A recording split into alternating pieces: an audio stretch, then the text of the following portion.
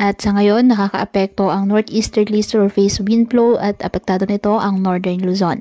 At mga localized thunderstorms naman ang nagpapaulan sa iba pang bahagi ng ating bansa.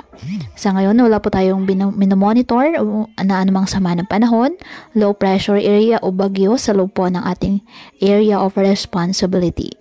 Ngayong araw, ang Batanes, Cagayan, Isabela, Apayao at Abra asahan ang bahagyang maulap hanggang sa maulap na halangitan with isolated light rains dahil po sa northeasterly surface wind flow.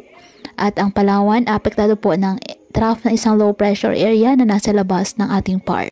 Apektado rin po ng northeasterly surface wind flow at ng localized thunderstorms ang Metro Manila at ang nalalabing bahagi ng ating bansa. Kaya patuloy po na pinag-iingat ang ating mga kababayan sa banta po ng mga pagbaha or landslide, lalo na kapag may malalakas na ulan, at ugaliin po na magdala palagi ng payong o kahit anong panangga sa ulan kapag lalabas ng ating mga tahanan.